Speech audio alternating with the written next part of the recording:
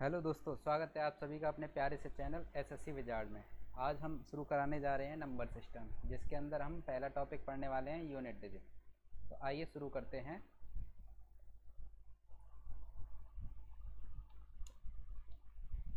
पहला क्वेश्चन देखिए, इकाई का अंक बताइए, find the unit digit of. सबसे हैं इकाई के अंक के बारे में। जैसे कि आप सभी जानते हैं कि कोई भी नंबर होता है तो उसका जो लास्ट का डिजिट होता है, इसी को हम क्या बोलते हैं? इसी को हम कहते हैं इकाई का अंक। इकाई का अंक। तो ये संख्या क्या है? 547, लेकिन इसका इकाई का अंक क्या है? 7। अब देखिए, कोई संख्या है 15, जिसका हम गुणा करें 13 से, तो गुणा करने पे क्या आएगा? 13 पंजे 65, 65 का 5 6 195। लेकिन यहाँ इकाई का अंक देखें हम, तो इकाई का अंक क्या है? 5। तो जब हमें इकाई का अंक निकालना हो और संख्याएं किस में दे रखी हों? गुणा में, तो हम पूरा गुणा ना करके सिर्फ उनके इकाई का अंक का गुणा करते हैं। यहाँ देखिए, जैसे कि 15 का इकाई का अंक कितना है? 5, और 13 के इकाई का अंक कितना है? 3। तो हम सिर्फ इनका गुणा कर लेंगे। 5 का 3 से गुणा करने पे क्या आया? 15। देखिए, इसका इकाई का अंक और जो गुणा करने पे गुणनफल आया उसका इकाई का अंक एक जैसा है। तो वो आप समझ गए होंगे कि जब भी हमें संख्याओं के गुणनफल का इकाई का अंक चाहिए हो, तो हम जो संख्याएं गुणा में हैं उनके सिर्फ इकाई के अंक का गुणा करके देखेंगे। तो आइए देखते हैं इस क्वेश्चन को।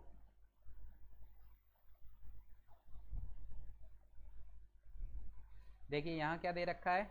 यहाँ इकाई का अंक है 4, यहाँ 7, यहाँ पर 9 और यहाँ पर 3। पहले इनका इकाई का अंक निकालिए। 4 का 7 से गुणा करेंगे, कितना आ जाएगा? 28। इकाई का अंक कितना हुआ? 8। यहाँ देखिए 9, 9 का 3 से गुणा कीजिए, इकाई का अंक कितना आ जाएगा? 7। अब देखिए, इनका आपस में फिर से गुणा कर लेंगे। 8 का 7 से फिर से गुणा करके कितना आ जाएगा? आपका 56। तो यहाँ देखिए इकाई का अंक आपका क्या आ रहा है? 6। तो आपका ऑप्शन नंबर भी सही है। आइए नेक्स्ट क्वेश्चन की तरफ।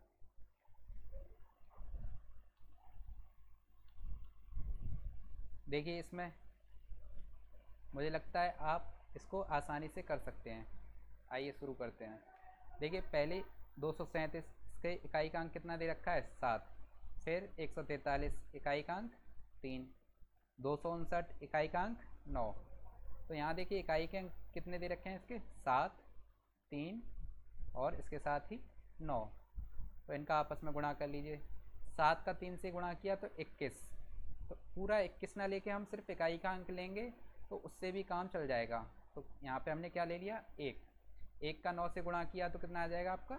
9। तो यहाँ आपका आंसर क्या हो जाएगा? Option number C. आइए नेक्स्ट क्वेश्चन देखते हैं।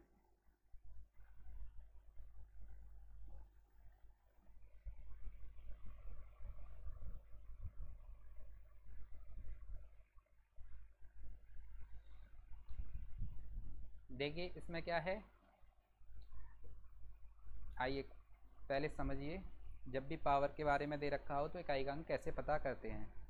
यहाँ देखिए, ये है आपकी कोई संख्या 3, तो इसका इकाई का अंक क्या है? 3। लेकिन जब हम इसका स्क्वायर करेंगे, क्या करेंगे? इसका वर्ग करेंगे तो क्या आ जाता है? 9। यानी कि पावर बढ़ाने पे इकाई का अंक चेंज होता है। लेकिन अगर हम 3 की घात 3 करेंगे, इसका क्यूब निकालेंगे तो क्या आता है? 27। तो इकाई का अंक क्या आया? 7। इसी तरह से हम 3 की घात 4 करेंगे तो क्या आएगा? ये आएगा आपका 81। इकाई का अंक कितना आ गया? 1। अगर हम 3 की घात 5 निकालें तो क्या आएगा? ये आपका 243। यहाँ देखिए इकाई का अंक कितना आ गया? 3। तो यहाँ देखिए 3 की घात 1 जब थी तब इकाई का अंक कितना था? 3। 1 के बाद 3 की घात जब 5 आ गई है तो इकाई का अंक भी वापस से लौट के 3 फिर से आ गया। तो इसका मतलब ये है कि घात बढ़ाने के साथ साथ इकाई का अंक रिपीट होता है, लेकिन कितनी घात के बाद रिपीट होता है ये समझिए। देखिए, सबसे पहले 1, अगर इकाई का अंक 1 है तो उसकी घात सभी घातों के लिए, सभी घातों के लिए 1 ही रहेगा। लेकिन अगर 2 है तो 2 देखिए चेंज हो जाता है। अगर पावर 1 दे रखी है, 2 दे रखी है, 3, 4, तो यहाँ देखिए 1 के लिए क्या रहेगा आपका? 2। अगर पावर 2 दे रखी है तो आपका क्या हो जाएगा 4। अगर पावर 3 दे रखी है तो क्या हो जाएगा आपका 8। अगर पावर 4 दे रखी है तो 6। इसी तरह से आप देखिए 3 का होता है, 3 की पावर 1 दे रखी हो तो क्या आएगा इकाई का अंक 3, 2 दे रखी हो तो 9, और अगर 3 दे रखी है तो 7, और 4 दे रखी है तो 1। अब देखिए 4 को, अगर 4 की पावर 1 है तो क्या आएगा इकाई का अंक 4। अगर 4 की पावर 2 दे रखी है तो क्या आ जाएगा इकाई का अंक 6। अगर 4 की पावर 3 दे रखी है तो इकाई का अंक कितना आएगा 4। फिर 4 की पावर 4 करेंगे तो 6। यहाँ पर देखिए पैटर्न बनना है, 1 का सभी घातों के लिए सेम रहता है, जबकि 2 का 4 घातों के बाद रिपीट होना शुरू कर देता है, जबकि 3 का भी 4 पावर के बाद रिपीट होना शुरू करता है। लेकिन जो 4 अंक है इसका 2 के बाद रिपीट होना शुरू करता है। तो इसको हम इस तरह से लिख सकते हैं कि 4 की जब ऑड पावर होगी तो क्या होगा 4। अगर 4 की इवन पावर होगी तो क्या हो जाएगा 6। अब देखिए 4 तक का हो गया, इसके बाद समझते हैं हम 5 का। 5 का सभी घातों के लिए क्या होता है 5 ही रहता है, क्या रहता है 5। इसी तरह 6 होता है, 6 की किसी भी घात के लिए क्या होता है इकाई का अंक 6। आगे बढ़ते हैं, थोड़ा सा 7, 8, 9 के बारे में भी समझते हैं।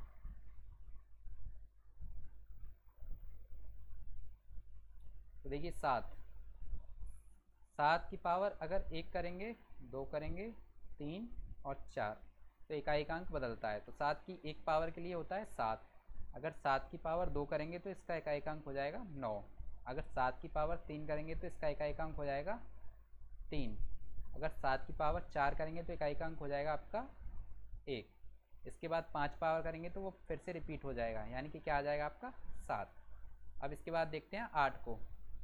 8 के साथ क्या होता है, 8 की अगर 1 पावर करो तो क्या रहेगा इकाई का अंक 8। अगर 8 का पावर 2 करो तो क्या हो जाएगा 4। 8 की पावर 3 करो तो कितना हो जाएगा 2। अगर 8 की पावर 4 करो तो कितना हो जाएगा 6। और 8 की पावर 5 करो तो कितना हो जाएगा, फिर से रिपीट हो जाएगा, यानी कि 8 आ जाएगा। अब देखिए 9 की पावर अगर 1 करोगे तो कितना आएगा 9। अगर 9 की पावर 2 करोगे तो कितना आ जाएगा, ये आपका आ जाएगा 1। अगर 9 की पावर 3 करेंगे तो ये आएगा आपका फिर से 9। अगर 4 करेंगे तो फिर से 1। यहाँ देखिए 9 के जो टर्म है, 9 का जो डिजिट है, इसको इस तरह से लिखते हैं। अगर 9 की पावर ऑड है तो क्या आएगा 9। अगर 9 की पावर इवन है, यानी कि सम संख्या है कोई घात, तो क्या आ जाएगा आपका इकाई का अंक 1। आइए देखते हैं क्वेश्चन किस तरह से किए जाते हैं।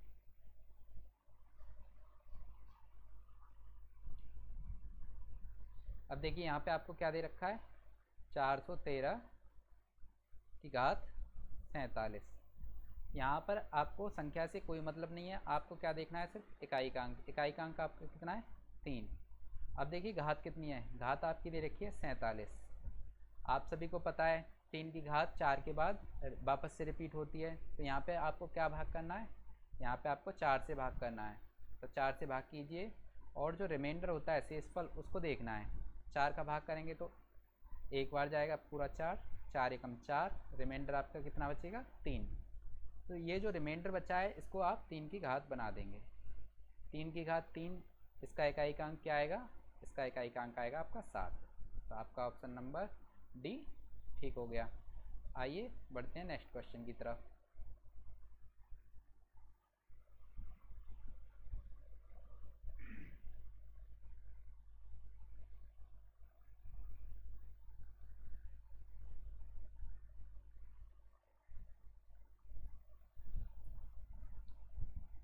देखिए इसमें क्या दे रखा है आपको इसमें संख्या दे रखी है 457, और इसकी घात कितनी दे रखी है 794। अब देखिए यहाँ पर इकाई का अंक कितना दे रखा है, आपको 7 दे रखा है, आप सिर्फ 7 लीजिए। बाकी घात कितनी दे रखी है 794। आप सभी को पता होगा 7 की जो इकाई का अंक होता है वो 4 पावर के बाद फिर से रिपीट होना शुरू हो जाता है। यहाँ पे आप क्या करोगे, यहाँ पे पूरा 4 से भाग देंगे। आप सभी को बता दें 4 से भाग करने के लिए सिर्फ पीछे के 2 अंकों में डिवाइड करते हैं। बाकी आगे कितनी भी बड़ी संख्या हो उसमें डिवाइड नहीं करना चाहिए। देखिए यहाँ पे पीछे के 2 अंक कितने हैं आपके 94। अगर हम इसको 4 से भाग देंगे तो वही आएगा रिमाइंडर जो पूरी संख्या को भाग देने से आएगा। तो 4 से भाग दीजिए, कितनी बार जाएगा, ये आपका गया 2 बार, 1 बचा, फिर आपका गया 3 बार, फिर आपका ये कितना बचा रिमाइंडर 2 बचा। तो रिमाइंडर को कहाँ लिखेंगे हम, घात के रूप में। आप सभी को पता है 7 की घात 2 है तो आपका इकाई का अंक कितना हो जाएगा 9, क्योंकि 7 की घात 2 का मतलब होता है स्क्वायर। 7 की घात 2 49, इकाई का अंक कितना हो गया 9 हो गया। तो आपको समझ में आ गया होगा। चलते हैं नेक्स्ट क्वेश्चन की तरफ।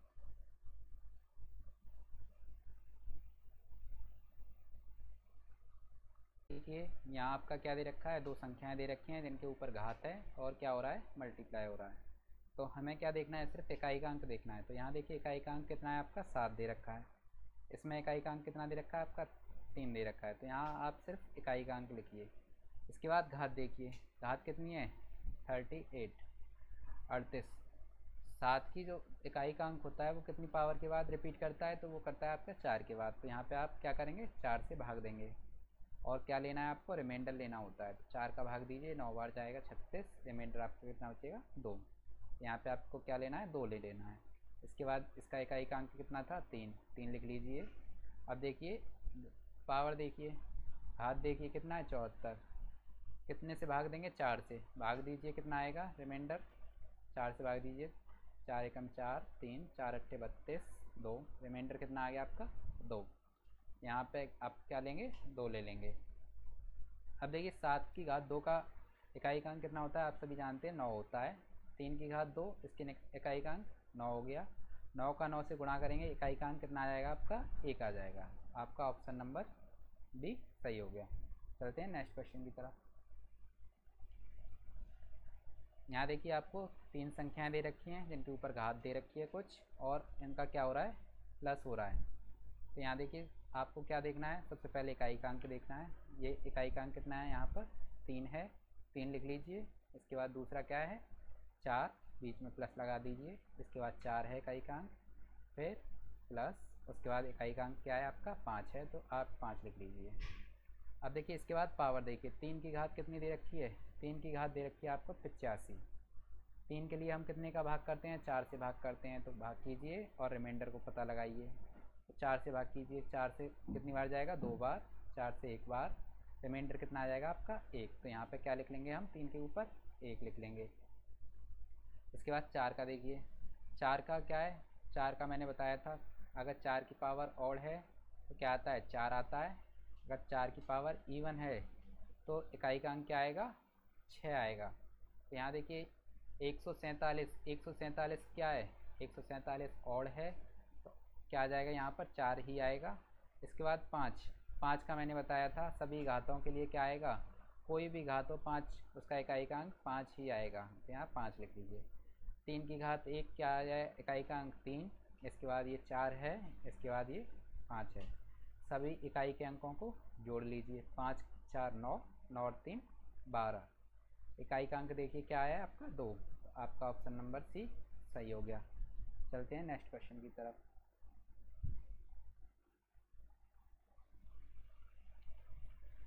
यहाँ देखिए आपको दिख रहा होगा फैक्टोरियल दे रखे हैं और उनका साथ में क्या हो रहा है प्लस हो रहा है। तो सबसे पहले समझते हैं थोड़ा सा फैक्टोरियल के बारे में, ये फैक्टोरियल क्या होता है। तो सबसे पहले फैक्टोरियल समझिए, जैसे कहीं पर भी लिखा हुआ है 3 फैक्टोरियल, तो इसका मतलब होता है संख्याओं का गुणा। और संख्याएं भी कैसी प्राकृतिक संख्याएं, जैसे 3 फैक्टोरियल पूछा है तो 3 तक की सभी प्राकृतिक संख्याओं का गुणा करना होता है, 1 से शुरुआत करके 2 3। तो ये 3 तक की सभी प्राकृतिक संख्याएं इनका गुणा, ये कितना आ गया आपका 6 आ गया। तो 3 फैक्टोरियल का मान कितना हो गया आपका 6 हो गया। इसी तरह से आप देख सकते हैं 5 फैक्टोरियल, 5 फैक्टोरियल क्या हो जाएगा आपका 5 गुणा 4 गुणा 3 गुणा 2 गुणा 1। आप इसका सभी का गुणा करेंगे तो कितना आ जाएगा, ये आपका आ जाएगा 120। तो 5 फैक्टोरियल। उम्मीद करता हूँ आपको फैक्टोरियल समझ में आ गया होगा फैक्टोरियल क्या होता है। तो देखते हैं क्वेश्चन की तरफ।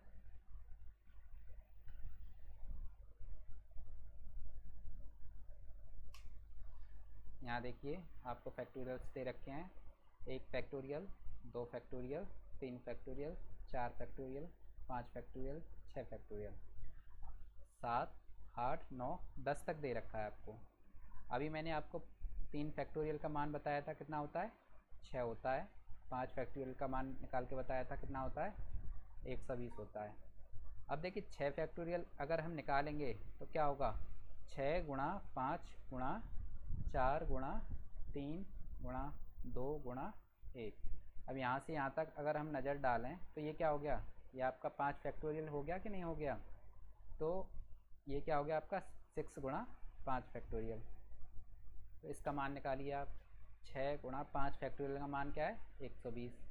तो ये आपका आ गया 720। तो यहाँ देखिए इकाईकांक क्या आया है, 0 आया है। 5 फैक्टोरियल का इकाईकांक 0 आया है, यानी कि 5 से बड़े जितने भी फैक्टोरियल हैं ये, इन सभी के पीछे इकाईकांक कितना आ जाएगा, 0 आ जाएगा। तो ये सभी प्लस होके इकाईकांक कितना देंगे, 0 देंगे। तो यहाँ तक ये आपका इकाईकांक टोटल कितना आ गया, 0। अब देखिए बचा क्या हमारे पास, 1 फैक्टोरियल, इसका मान कितना हो गया आपका 1। 2 फैक्टोरियल, 2 फैक्टोरियल का मान कितना हो गया, 2 गुणा 1, ये 2 हो गया।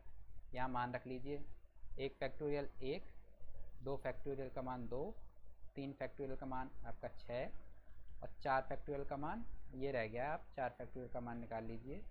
4 फैक्टोरियल का मान आपका हो गया 4 गुणा 3 गुणा 2 गुणा 1, ये आपका आ गया 24। तो इकाईकांक क्या है आपका, 4। तो यहाँ आप इकाईकांक लिख लिए 4। अब देखिए जोड़िए सभी को, 1 और 2 3, 3 और 6 9 और 9 और 4 13। इकाईकांक आपका क्या आ रहा है, 3 आ रहा है, यानी ऑप्शन नंबर ए ठीक है। चलते हैं नेक्स्ट क्वेश्चन की तरफ। यहाँ देखिए फिर से फैक्टोरियल दे रखे हैं, लेकिन इस बार लाइन से नहीं है। 1 फैक्टोरियल दे रखा है, उसके बाद 3 दे रखा है, फिर उसके बाद 5 है, फिर 7 है, 9 है। यानी कि ये फैक्टोरियल्स कैसे हैं, ये सारे के सारे विषम संख्याओं के फैक्टोरियल्स दे रखे हैं। तो मैंने अभी आपको बताया था कि 5 फैक्टोरियल से बड़े जितने भी हैं सभी के इकाईकांक कितना आएगा, 0 आएगा। इसका 0 हो गया, इसका भी 0 हो गया, 9 फैक्टोरियल का भी 0 हो गया, 11 का भी 0 हो गया, 13 का भी 0 हो गया, 15 का भी 0 हो गया। अब हमें सिर्फ 2 का निकालना है, 1 फैक्टोरियल और 3 फैक्टोरियल। 1 फैक्टोरियल का मान सभी को पता है कितना होता है, 1 होता है। 3 फैक्टोरियल का मान आपका होता है 6। तो निकाल लीजिए 1 + 6, आपका ये कितना हो गया, 7। ऑप्शन नंबर डी आपका ठीक हो गया। चलते हैं नेक्स्ट क्वेश्चन की तरफ। यहाँ देखिए कुछ फैक्टोरियल्स दे रखे हैं जिनका आपस में क्या हो रहा है, गुणा हो रहा है। तो यहाँ देखिए 5 फैक्टोरियल को देखिए पहले। 5 फैक्टोरियल का मान कितना होता है, 120।